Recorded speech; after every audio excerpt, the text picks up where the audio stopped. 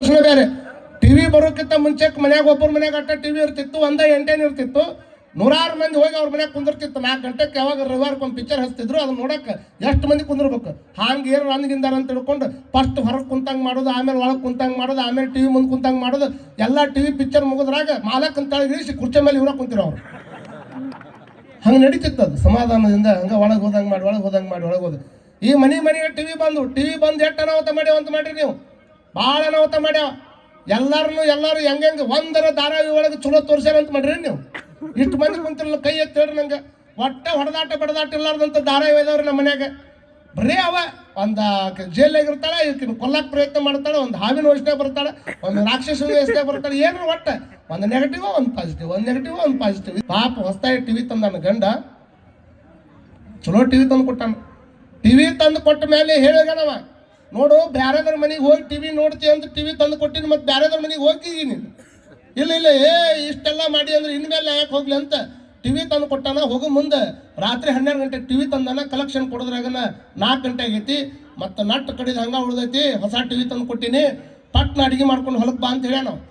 ಪಟ್ನ ಅಡಿಗೆ ಮಾಡ್ಕೊಂಡು ಹೊಲಕ್ಕೆ ಬಾ ಅಂತ ಹೇಳಿದ ಕೂಡಲೇ ಹೆಣ್ಮಗಳು ಆಯ್ತು ಅಂತ ತಿಳ್ಕೊಂಡು ಟಿವಿ ನೋಡು ಹುರುಪ್ನಾಗ ಅವ್ನ ನೆಶಿನಾಗ 4 ಗಂಟೆಗೆ ನಟ್ಟು ಕಡೆಗೆ ಹೋಗ್ಯಾನ.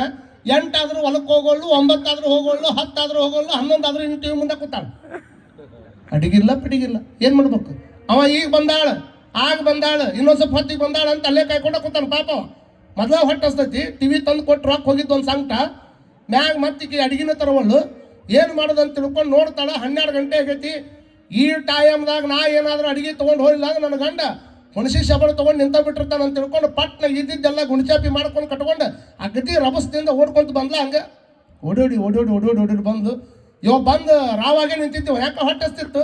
ಹೊಟ್ಟೆ ಹಸ್ತಾ ಮನುಷ್ಯ ರಾವಾಗ್ತಾನೆ. ಬೇಕಾದ್ರೆ ನೋಡ್ರಿ ನೀವು, ಏನಾರು ಸಿಗಲಿ ತಿಂದಿದ್ದು ಸಿಕ್ಕರು ಸಾಕಪ್ಪ ಅನ್ನೋ ಲೆಕ್ಕಕ್ಕೆ ಇರ್ತಾನೆ. ಅದ್ರಾಗ ಏನೂ ತಿನ್ಲಾರ್ದಂಗೆ ನಟ್ಟು ಕಡಿಯಕ್ಕೆ ಹೋಗ್ಯಾನ. ಭಯಂಕರ ಸಿಕ್ಕಾಪಟ್ಟಿ ತ್ರಾಸ ಆಗೈತಿ. ಈ ಹೆಣ್ಮಗಳು ನೋಡಿದ್ರೆ 12 ಆದ್ರೂ ಬರಾಕ್ತಾ ಇರಲ್ಲ. 1 ಗಂಟೆಗೆ ಬಂದು ಕೂಡಲೇ ಬತ್ತಿ ಗಂಟೆ ಏನು ಹೊತ್ಕೊಂಡು ಬಂದಿದ್ಲು. ಹಿಂಗೆ ತಳಗಿಡದ್ರಾಗ ಹುಣಸಿ ಶಬಳ ತೊಗೊಂಡು 2 ಬಿಟ್ಟಾವ. ಯಾವಾಗ ಬಿಟ್ಟು ಕೂಡಲೇನ ಆಕೆ ಅಂದು, ನನಗೆ ಹೊಡಿತೀಯ ನೀನು? ಯಾವಾಗ ತಲೆ ಭಾಳ ಚಂದ ಓಡ್ತಾವ ನಿಮ್ಮ ಯಾವಾಗಾರ ಗಂಡು ಹೊಡ್ಯಾಕತ್ತಂತ ತಲೆ ಭಾಳ ಚಂದ ಓಡ್ತಾವ. ಅವಾಗ ಆಕೆ ಅಂತಾಳ, ನನಗೆ ಹೊಡಿತೀಯ ನೀನು? ಟಿವಿ ತಂದು ಕೊಟ್ಟ ನನ್ನ ಗಂಡ, ಮನ್ಯಾಗ ಏನಿಲ್ಲ ಅಂತ ತಿಳ್ಕೊಂಡು ಪಕ್ಕದ ಮನ್ಯಾಗ ಹೋಗಿ ಹಿಟ್ಟು ಇಸ್ಕೊಂಡು ಬಂದು ರೊಟ್ಟಿ ಮಾಡ್ಕೊಂಡು ಬಂದಿದ್ದೆ. ಮನ್ಯಾಗ ಏನು ಕಾಯಿಪಲ್ಯ ಇಲ್ಲ ಅಂತ ತಿಳ್ಕೊಂಡು ಮತ್ತೊಬ್ಬರ ಮನ್ಯಾಗ ಹೋಗಿ ಬದ್ನಿಕಾಯಿ ಇಸ್ಕೊಂಡು ಮುಳಗಾಯಿ ಇಸ್ಕೊಂಡು ಪಲ್ಯ ಮಾಡ್ಕೊಂಡು ಬಂದಿದ್ದೆ. ಅಕ್ಕಿಲ್ಲ ಅಂತ ತಿಳ್ಕೊಂಡು ಬ್ಯಾರದ್ರ ಮನ್ಯಾಗ ಅಕ್ಕಿ ತೊಗೊಂಡು ಬಂದು ಅನ್ನ ಮಾಡ್ಕೊಂಡು ಬಂದಿದ್ದೆ. ನನಗೆ ನೀವು ಹೊಡೆದಿ ಅಂದ್ರೆ ಅದು ಅಕ್ಕಿ ಇದ್ದಿದ್ದು ಹಣ್ಣು ಇದ್ದಿದ್ದು ಅಕ್ಕಿ ಆಗಲಿ, ಆ ಬದ್ನಿಕಾಯಿ ಪಲ್ಯ ಬದ್ನಿಕಾಯಿ ಆಗಲಿ, ರೊಟ್ಟಿ ಇದ್ದಿದ್ದು ಹಿಟ್ಟಾಗಲಿ. ಹಿಟ್ಟಂದು ನೀ ಏನು ದೊಡ್ಡ ದೇವತೆನ ಅಂದಿದ್ದೆಲ್ಲ ಆಗಕ್ಕೆ ತೆಗೆದು ಬಿಚ್ಚಿ ನೋಡ್ತಾನೆ. ರೊಟ್ಟಿನ ಐತಿ, ಹಿಟ್ಟ ಐತಿ, ಅಕ್ಕಿ ಐತಿ, ಪಲ್ಯ ಬದ್ನಿಕಾಯಿ ಅದು. ಯಾಕೆ ಅವಸರದಾಗ ಅವನ ತೊಗೊಂಬಂದಿದ್ಲಿಕ್ಕಿ. ಅವಸರದಾಗ ಹಿಟ್ಟ ತೊಗೊಂಡ್ಬಂದಾಳ, ಅವಸರದಾಗ ಬದ್ನಿಕಾಯಿನ ತೊಗೊಂಡ್ಬಂದಾಳ, ಅವಸರದಾಗ ಅಕ್ಕಿನ ತೊಗೊಂಡ್ಬಂದಾಳ. ಯಪ್ಪ ನನ್ನ ಹೆಣ್ಣು ತಿಳಿದ್ದೆಲ್ಲ ಕರೆ ಆಗಾಕತ್ತಾವ. ಇನ್ಮೇಲಿಂದ ನನ್ನ ಹೇಳ್ತಿಲ್ಲ, ನನ್ನ ದೇವತೆ ಅಂತ ಊಟಕ್ಕೆ ಬಿದ್ದೀವ. ಮತ್ತು ಹಂಗೆ ತಲೆ ಹೊಡ್ಸಕ್ ಹೋದ್ರಿ ಹಿಂಗೆ ಯಾರು ಬಿಡೋರು ಇಲ್ಲ. ಈಗ ಪಿಕಹ ಅಂತ ಬರೀತಾರೆ. ಕಾಗಿ ಮತ್ತು ಕೋಗಿಲೆ ನೋಡಕ್ ಒಂದೇ ಕಾಣ್ತಾವ. ಕಾಗಿ ಮತ್ತು ಕೋಗಿಲೆ ನೋಡಕ್ ಒಂದೇ ಕಾಣ್ತಾವ. ಆದ್ರೆ ಯಾವಾಗ ಬಣ್ಣ ಗೊತ್ತಾಗ್ತದ ಅಂತಂದ್ರೆ, ಅದರ ಗುಣ ಯಾವಾಗ ಗೊತ್ತಾಗ್ತದಂದ್ರೆ, ಕಾಕ ಕೃಷ್ಣ ಪಿಕ ಕೃಷ್ಣ ಕೋಬೇದ ಪಿಕ ಕಾಕಯೋ ವಸಂತ ಸಮಯ ಪ್ರಾಪ್ತೆ ಕಾಕಃ ಪಿಕಃ. ವಸಂತ ಸಮಯ ಬಂತು ಅಂದ್ರೆ ಅದು ಬಾಯಿ ಬಿಟ್ಟು ಯಾವಾಗ ಕೂಗ್ತದೆ, ಕೂಗದಾಗ ಕಾಗಿ ಯಾವುದು ಕೋಗಿಲೆ ಯಾವುದು ಗೊತ್ತಾಗ್ತದೆ. ಕಾಗಿ ಮಗ್ಗಲ್ಲ ಕುಂದ್ರಬಾರ್ದು ಅನ್ನುವಂಥದ್ದು ಗೊತ್ತಿತ್ತು. ಆದರೂ ಆ ಬಣ್ಣದ ಸಂಘ ನೋಡಿ ಬಂದು ಕುತ್ಕೊತು. ಇನ್ನೇನು ಬಂದು ಕುಂತ್ಕೊಂಡಿವೆ. ಕಾಗಿ ಮಗ್ಗಲ್ಲ ಕುಂತ ಕುಹು ಅಂತ ಒದರಾಕತ್ತು. ಕೂಗಿದ್ರೆ ಯಾರಿಗೆ ಆನಂದ ಆಗೋದಿಲ್ಲ. ಕೋಗಿಲೆ ಕೂಗಾಕತ್ತದ ಅಂತಾರ. ಕಾಗಿ ಹೇಳ್ರಮ್ಮ ಕಾಗಿ ಒದರ್ತದ ಅಂತದ, ಕೋಗಿಲೆ ಕೂಗ್ತದ ಅಂತದ.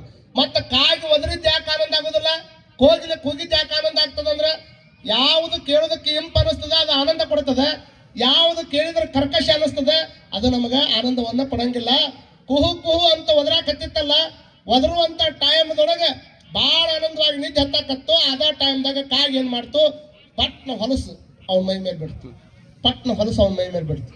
ಹೊಲಸು ಮೈ ಮೇಲೆ ಬಿದ್ದು ಕೂಡಲೇ ಕಾಗಿಗೆ ಹೊಡಿಬೇಕಂತ ತಿಳ್ಕೊಂಡು ಕೋಗಿಲಿನ ಆದ ಕೇಳ್ಕೊಂಡು ಜ್ಞಾನದಿಂದ ನಿದ್ದೆ ಮಾಡ್ಬೇಕಾದ್ರೆ ನನ್ನ ಮೈ ಮೇಲೆ ಹೊಲಸು ಮಾಡ್ತೀವಿ ಅಂದ್ರೆ ನೀ ಬದುಕಬಾರ್ದು ಅಂತ ತಿಳ್ಕೊಂಡು ಪಟ್ನ ಬಿಲ್ಲು ತಗೊಂಡು ಕಲ್ಲು ತಗೊಂಡು ಹೊಡೆದ. ಆ ಕಲ್ಲು ತಗೊಂಡು ಹಿಂಗೆ ಬಿಟ್ಟು ಕೂಡಲೇ ಕಾಗಿ ಆರು ಹೋಯ್ತು. ಕಾಗಿ ಜಾಗದಾಗ ಕೋಗಿಲೆ ಕುಂತಿತ್ತು. ಕೋಗಿಲೆಗೆ ಬಡಿತು. ಕೋಗಿಲೆ ಬಂದು ಒದ್ದಾಡಕತ್ತಿತ್ತು. ಯಾವಾಗ ಕೋಗಿಲೆ ಒದ್ದಾಡಕತ್ತಿತ್ತು ಇವ ಅಂದ, ಅಲ್ಲ ನಾನು ಹೊಡೆದಿದ್ದು ಕಾಗಿಗೆ, ಅದು ಬಿದ್ದಿದ್ದು ನಿನಗೆ, ಎಂತ ಪಾಪಿ ಆಗಿಬಿಟ್ಟಲ್ಲ ನಾನು, ನನಗೆ ಕೇಳಿ ನಿದ್ದೆ ಬರುವಂಗೆ ಮಾಡಿದ್ದಿ, ಇವತ್ತು ನೋಡಿದ್ರೆ ನಿನ್ನನ್ನ ಕೊಲ್ಲಿನಿಲ್ಲ ಅಂತ ತಿಳ್ಕೊಂಡು ಹೇಳಿದಾಗ ಅವಾಗ ಕೋಗಿಲೆ ಹೇಳ್ದಂತ, ತಪ್ಪು ನಿಂದಲ್ಲ ಮಹಾರಾಜ, ತಪ್ಪು ನಂದು. ಯಾಕೆ ನಿಂದು? ಹೊಡೆದಿದ್ದು ನಾನು, ನಿಂದೇನು ತಪ್ಪಾಗ್ತದೆ ಅಂತ ಕೇಳಿದ್ರೆ, ಕಾಗಿ ಬಂದು ಕುಂತ ಕೂಡಲೇ ನಾ ಇಲ್ಲಿಂದ ಎದ್ದು ಹೋಗ್ಬೇಕಾಗಿತ್ತು ನನ್ನ ಗುಣ. ಆದ್ರೆ ಸಂಘದ ಗೆಳತನ ಮಾಡಿ ಅದರ ಮಗ್ಗಲ ಕುಂತಿದ್ದಕ್ಕಾಗಿ ಈ ಶಿಕ್ಷೆ ನನಗೆ ಬಂದೈತಪ್ಪ, ಅದು ತಪ್ಪು ನಿಂದಲ್ಲ ನಂದನ್ನು ಅಂತ ಮಾತನ್ನ ಆಗ ಕಾಗಿ ಕೋಗಿಲೆ ಮಧ್ಯದ ಹೇಳ್ತದೆ. ಹಂಗ ಒಳ್ಳೆಯವ್ರ ಮಗ್ಗಲದೊಳಗೆ ಕೆಟ್ಟವ್ರು ಬಂದಾರ ಅಂದ್ರೆ ಅಲ್ಲಿಂದ ಹೋಗಿ ಎದ್ದು ಹೋಗುವಂತ ಪ್ರಯತ್ನ ಮಾಡ್ಬೇಕು. ಸಾಧ್ಯ ಆದ್ರೆ ಅವ್ರ ಕೂಟ ಮಾತಾಡಕ್ ಹೋಗ್ಬಾರ್ದು. ಮಾತಾಡೋದು ಬಂತು ಅಂದ್ರೆ ಆ ಜಗದಿಂದ ಎದ್ದು ಹೋಗುವಂತ ಪ್ರಯತ್ನ ಮಾಡ್ಬೇಕು. ಮಾಡಿ ಹೋದಾಗ ನಮ್ಮ ಮಹತ್ವ ಹೆಚ್ಚಾಗ್ತದೆ. ಕಾರಣ ಸಜ್ಜನರನ್ನ ಹೆಚ್ಚು ಮಾಡ್ಕೊಂತ ಹೋಗ್ಬೇಕೆ ಹೊರತಾಗಿ ದುರ್ಜನರ ಮಗ್ಗಲಾಗಿ ಹೆಚ್ಚಿಟ್ಕೊಂತ ಹೋಗಬಾರ್ದು. ರಗಡ ಮಂದಿ ಜಗತ್ನಾಗ ಬಂಗಾರದಂತ ಜನಗಳನ್ನ ಗೋಳೆ ಮಾಡ್ಕೊಂತ ಹೋಗ್ಬೇಕೆ ಹೊರತಾಗಿ ಬರೀ ಬಂಗಾರವನ್ನ ಗೋಳೆ ಮಾಡ್ಕೊಂತ ಹೋಗೋದ್ರಿಂದ ನಿಮ್ಮ ಮನೆಯವ್ರ ಅಟ್ಟ ಮೆಸ್ತಾರೆ ನಿಮ್ಮನ್ನು. ಬಂಗಾರದಂತ ಜನ ಇರ್ಬೇಕಿಂದ ಒಬ್ಬ ವ್ಯಕ್ತಿ ಹೆಂಗದ ಅನ್ನುವಂಥದ್ದು ಗೊತ್ತಾಗಬೇಕಾದ್ರೆ, ಒಬ್ಬ ವ್ಯಕ್ತಿ ಹೆಂಗದ ಅನ್ನುವಂಥದ್ದು ಗೊತ್ತಾಗ್ಬೇಕಾದ್ರೆ ಯಾರಿಂದ ಗೊತ್ತಾಗ್ತದಂತ ಮಾಡ್ರಿ ನೀವು. ನಿಮ್ಮ ಹಿಂದೆ ಯಾರು ಅಡ್ಡಾಡ್ತಾರ, ನಿಮ್ಮ ಕುಟಾಗ ಯಾರು ಅದಾರ, ನಿಮ್ಮ ಆಜು ಬಾಜು ಯಾರು ಕುಟಾಗ ಅಡ್ಡಾಡಕತ್ತೀರಿ, ಇದ್ರ ಮೇಲಿಂದ ನಿಮ್ಮ ಮಹತ್ವ ಹೆಚ್ಚಾಕೈತೆ ಹೊರತಾಗಿ ಕೇವಲ ಬಂಗಾರ ಹಾಕೊಂಡು ಮಾತ್ರಕ್ಕ, ಚಲೋ ಬಟ್ಟೆ ಹಾಕೊಂಡು ಮಾತ್ರಕ್ಕ, ಮೇಕಪ್ ಬಂದ್ ಮಾಡ್ಕೊಂಡ್ ಬಂದ್ ಕೂಡಲೇ ನಿಮ್ಮನ್ನ ಯಾರು ಚಲೋ ಅನ್ನಂಗಿಲ್ಲ. ನೀವು ಯಾರ ಕುಟಾಗ ಸಂಘ ಮಾಡೀರಿ, ಯಾರ ಕುಟಾಗ ಚಲೋ ಅದಿರಿ, ಯಾರ ಕುಟಾಗ ಒಳ್ಳೆತನದಿಂದ ನಡ್ಕೊಳಕತ್ತೀರಿ, ಅದನ್ನು ನೋಡಿ ನಮ್ಮ ಗೌರವ ಹೆಚ್ಚಾಕೊಂತ ಹೋಗ್ತದ. ಮತಿಗೆ ಮಂಗಳವಿಯುವುದಾವುದು ಉತ್ತಮರ ಸಂಘ. ಈ ಮತಿಗೆ ಮಂಗಲವನ್ನು ಕೊಡ್ತಕ್ಕಂಥದ್ದು ಯಾವುದು ಅಂತಂದ್ರೆ ಉತ್ತಮರ ಸಂಘ ಅನ್ನುವಂಥ ಮಾತನ್ನು ನಿಜಗುಣ ಶಿವಯೋಗಿಗಳು ಹೇಳ್ತಾರೆ. ಹಾಗಾಗಿ ನಾವೇನ್ ತಿಳ್ಕೊಬೇಕು ಅಂತಂದ್ರೆ ಸಂಘದಿಂದಲ್ಲದೆ ಅಗ್ನಿ ಹುಟ್ಟದು. ಸಂಘ ಇರಲಿಲ್ಲ ಅಂದ್ರೆ ಏನು ಮಾಡೋಕ್ಕಾಗೋದಿಲ್ಲ ಜಗತ್ತಿನಾಗ. ಸಂಘ ಬೇಕಾ? ಅದಕ್ಕೆ ಅವ್ರು ಹೇಳ್ತಾರೆ ಸಂಘ ಯಾವ್ದಿರ್ಬೇಕಂದ್ರೆ ಸಾರ ಅಂದ್ರೆ ಹತ್ತಿರ. ಸಾರ ಅನ್ನೋ ಶಬ್ದದ ಅರ್ಥ ಏನು? ಹತ್ತಿರ. ಸಾರ ಸಜ್ಜನರ ಸಂಘ ಅದು ಲೇಸು ಕಂಡಯ್ಯ. ಅವ್ರು ಲೇಸ್ ಮಾಡಿ ಹೋಗ್ತಾರೆ, ನಿಮಗೆ ಒಳ್ಳೆಯವರನ್ನ ಮಾಡ್ತಾರ, ಸದಾ ಧರ್ಮದ ದಾರಿ ಒಳಗೆ ನಡಿ ಅಂತ ಹೇಳ್ತಾರ, ಒಳ್ಳೆ ಕೆಲಸದ ಕಡೆ ಹೋಗಂತ ಹೇಳ್ತಾರ, ದೇವಸ್ಥಾನಕ್ಕೆ ಬರ್ರಿ ಅಂತಾರ. ಏನಾದ್ರು ಒಳ್ಳೇದು ನಡೆದಂದ್ರೆ ಒಂದು ದಾನ ಧರ್ಮ ಮಾಡಂತ ಕಲಿಸ್ಕೊಡ್ತಾರ. ತಮ್ಮ ವರ್ತನೆಯಿಂದ ಮತ್ತೊಬ್ಬರ ಮನಸ್ಸನ್ನು ಪರಿವರ್ತನೆ ಮಾಡ್ತಾರ. ಇದು ಸಜ್ಜನರು. ದುರ್ಜನರು ಹಂಗಲ್ಲ. ಅವ್ರ ಕುಟಾಗ ನೀ ಏನೋ ಮಾಡಕ್ ಹೋದ್ರು ಒಂದು ಕಷ್ಟ ಅನುಭವಿಸೈತಿ ನೀನು. ಅವ್ರ ಕುಟಾಗ ಏನಾರು ಮಾಡಕ್ ಹೋಗ್ಲಿ ಕಷ್ಟ ಅಂತರೂ ಆಗ್ತದೆ. ಸಜ್ಜನರು ಸಿಕ್ಕರೆ ಒಳ್ಳೇದು ಸಿಗ್ತದೆ, ದುರ್ಜನರು ಸಿಕ್ಕರೆ ಮನುಷ್ಯಗೆ ಘಾಸಿ ಆಗ್ತದೆ. ಆಚಾರ ನೀವು ಅನ್ಬೋದು, ದುರ್ಜನರಿಗಿಂತ ನಾವು ವೇಷ ಹಾಕೊಂಡು ಬದುಕಬಾರ್ದು, ಹಂಗೆ ಆಗಬಾರ್ದು, ಅದು ಹಂಗಾಗಬೇಕು. ಸಜ್ಜನಿಕೆ ಅನ್ನುವಂಥದ್ದು ಹಂಗೆ ಆತಂದ್ರೆ ಭಾಳ ದಿವಸ ನಡೆಯಂಗಿಲ್ಲ. ಅದು ಹಂಗಾಗಿರ್ಬೇಕು. ಹಂಗಾಗಿ ನಾವೆಲ್ಲ ಬದುಕು ಮಾಡಬೇಕು. ಅವ್ರು ಕುಟಾಗ ಎಷ್ಟು ಸಹಜ ಆಕತಿ ಅಷ್ಟು ದೂರ ಇರೋಂಥ ಪ್ರಯತ್ನ ಮಾಡಬೇಕು. ಇಬ್ಬರು ಕೂಡ್ಕೊಂಡು ಸಂತಿಗೆ ಬಂದ ಹೊಳೆಯಾರ ಸಂತೆ ನೀವು